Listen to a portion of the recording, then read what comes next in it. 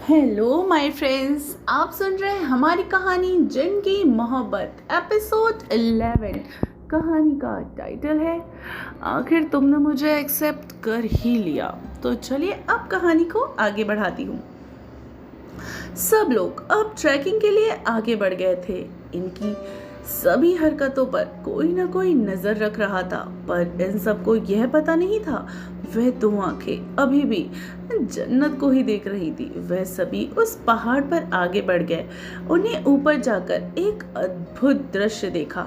एक बड़ा सा हरा भरा मैदान, उस पर खिले खिले रंग बिरंगे लाखों फूल, छोटी छोटी बर्फ से ढकी पहाड़ियां थी।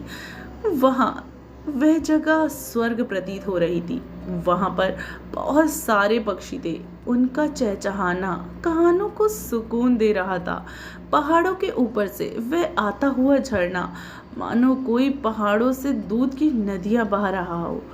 वह झरना उस छोटे तालाब में समा जा रहा था। उस तालाब में एक छोटी नहर नीचे की ओर उतर रही थी। वहां की फ्रेश हवाओं में सांस लेने का दिल खुश हो गया था, जैसे कि एक नया जीवन मिल गया हो। अद्भुत, ऐसा जन्नत ने कहा। क्या जन्नत, क्या जन्नत, ये स्वर्ग है। हम सब मर तो नहीं गए? प्रिशा ने जन्नत से पूछा। हम तो जिंदा हैं, शायद तू मर गई हो, ऐसा विशाल ने प्रिशा से कहा। क्या क्या बोला तुमने? प्रिशा ने गुस्से से विशाल की तरफ देखा। अरे अब तुम दोनों फिर से यहाँ शुरू मत हो जाओ। साहिल ने प्रिशा और विशाल को देखकर घूरा और फिर कहा। फिर विशाल और प्रिशा चुपचाप बैठ गए। जन्नत उस बहते हुए झरने को ही देखती रह गई और विशाल से पूछती है, विशाल, क्या ये वही झरना है जिसका हमने थोड़ी देर पहले पानी पिया था? जन्नत ने विशाल से कहा, हाँ शायद ये वही झरना होना चाहिए। विशाल ने संशय करते हुए कहा, मेरे दोस्त कभी कभार यहाँ पर ट्रैकिंग के लिए आते हैं, पर उन्होंने कभी भी इस जगह के बारे में मुझे नहीं बताया। साहिल ने कहा, हाँ मेरे दोस्तों ने भी इस झरने का उद्गम कहाँ से होता है ये जानने की कोशिश की थी, पर कोई भी इस जगह पे नहीं आया और किसी को भी वो जगह मिल ही नहीं पाई थी। विशाल ने साहिल से कहा, यार हम बहुत लकी हैं कि हमें स्वर्ग जैसी जगह को देखने को मिला। प्रिशा ने सबको खुशी से बताया, हाँ वाकई में ये जगह स्वर्ग से कम नहीं है। जन्नत ने प्रिशा से कहा। जन्नत उस झरने से जो छोटा तालाब बन गया था ना, उसके पास ही बैठ जाती है। वह झरने का पानी पीती है। उसे पानी के बाद उसकी आंखों के सामने वही नकाबपोश लड़के का चेहरा आता है। उस पानी पर उस लड़की की तस्वीर आ जाती है और फिर से गायब हो जाती है। जन्नत तो हैरान होकर पीछे की ओर गिर जाती है। अरे क्या हुआ? कुछ देखा क्या तूने पानी में? प्रिशा ने घबराते हुए जन्नत से पूछा। नहीं नहीं, कुछ नहीं, मैं तो सिर्फ पानी पीकर देख रही थी कि ये वही पानी है जो मतलब हम लोगों ने वहाँ तालाब पे पिया था, पर मेरा बैलेंस बिगड़ गया और मैं नीचे गिर गई। जन्नत ने प्रिशा से झूठ बोला। तो क्या ये वही झरना है? प्रिशा ने जन्नत से सवाल पूछा। हाँ ये वही झरना है। जन्नत ने भी मुस्कुराकर प्रिशा से कहा। अब हम इसी जगह पर आराम करते हैं, यहाँ एंजॉय करने के लिए अच्छी जगह है। साहिल ने सब लोगों से कहा, हाँ ये बहुत ही रिलैक्सिंग है। विशाल ने भी साहिल से सहमत होकर कहा। प्रिशा हर जगह पर घूमने जा रही थी जहाँ ज्यादातर गुलाब थे। गुलाबों में भी वहाँ सफेद गुलाब ही ज्यादातर खिले थे। जन्नत उन गुलाबों की तरफ बढ़े जा रही थी। एक तरफ वह आगे बढ़ रही थी और प्रिशा दूसरी तरह जहाँ रंग बिरंगे फूल को देखे जा रही थी। एक तरह का आकर्षण जन्नत को उन फूलों की तरफ से महसूस हो रहा था।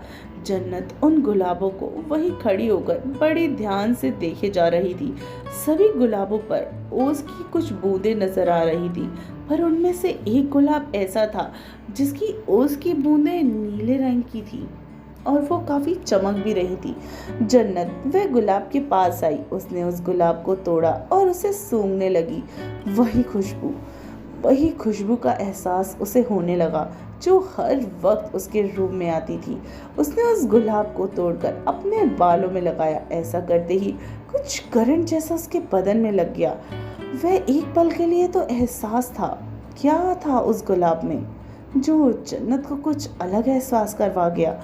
जन्नत को वही नकाबपोश लड़के का चेहरा बिल्कुल याद आने लगा। उसकी आंखों में अलग सा अपनापन था। वहीं प्रेशा ने उसे हिलाया। क्या जन्नत, किधर खो गई? चल अब हम साथ में लंच करते हैं। प्रेशा ने जन्नत को कहा। हाँ हाँ चल।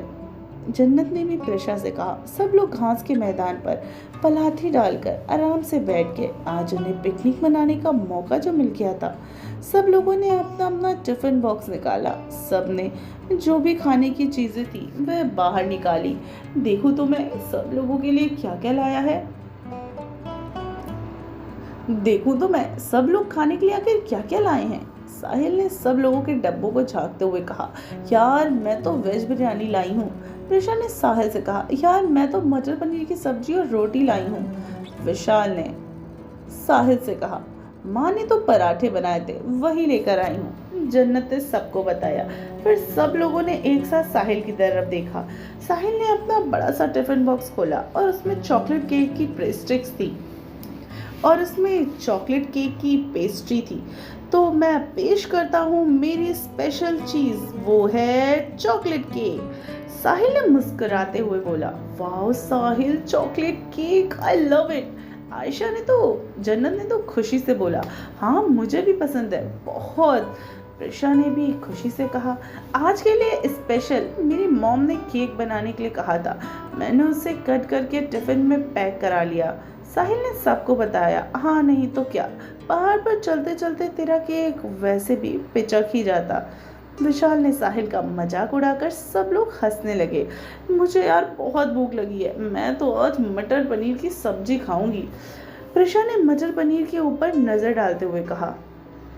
हाँ हाँ खा ले, हमारे लिए थोड़ा रख देना, नहीं तो भुक्कड़ की तरह पूरा खा जाएगी। विशाल ने भी प्रेशा के चढ़ाते हुए कहा। तूने फिर से मुझे एक बार भुक्कड़ बोला ना तो प्रेशा को आगे कुछ नहीं सूझ रहा था, इसलिए वह बीच में रुक गई। तो क्या भुक्कड़? विशाल ने फिर से उसे चिढ़ाया। तो मैं तुम्हें जो श्राप दूंगी कि तेरी शादी एक चुड़ैल से हो जाए। उन दोनों की नोकझोंक सुनकर जन्नत और साहिल भी हंसने लगे। क्या यार तुम दोनों बस करो, चुपचाप खाना खाओ, साहिल ने उन दोनों को समझाया। हाँ नहीं तो विशाल, प्रेशा और दिया श्राप कहीं सच हो गया तो, ये कहकर जन्नत और विशाल पर हंसने लगी और मजाक उड़ा ले। बेटा वैसे भी तुम्हारी माँ ने तो तुम्हारे लिए दूल्हा ढूंढ ही लिया है, बस अब थोड़े दिन में ही यहाँ रहना है। यह कहकर विशाल ने जन्नत की टांग खींचने लगा। अब जन्नत का चेहरा लाल हो गया था। उसकी तो बोलती विशाल के एक डायलॉग से ही बंद करवा दी थी। तो फ्रेंड्स कैसी लगी आपको हमारी कहानी? इस कहानी के भी अगले पार्ट में आपको वो रोमांस देखने को मिलेगा जो आप इतने दिन से इंतज़ार कर रहे थे, क्योंकि फाइनली जन्नत ने उस गुलाब को एक्सेप्ट कर लिया और उसकी खुशबू को भी उसके बालों में लगाते ही वो जिन हमेशा के लिए उससे पूरी तरीके से जुड़ गया। तो कहानी के अगला पार्ट बहुत ही ज़्यादा रोमांटिक होने वाला है और सस्पेंस से भरा भी। तो कहानी के अगले पार्ट को बिल्कुल भी मिस मत करिएगा। अगर आपने मेरे चैनल को सब्सक्राइब नहीं किया है तो जल्दी से सब्सक्राइब कीजिए और मेरी कहानी को ज़्यादा से ज़्यादा शेयर कीजिए और मुझे कमेंट करके ज़रूर बताइएगा कि आपको कहानी का ये पार्ट कैसा लगा। मिलती हूँ कहानी के अगले पार्ट में, तब तक अपना ख्याल रखिए और सुनते रहिए जिनकी मोहब्बत सिर्फ टिनी FM।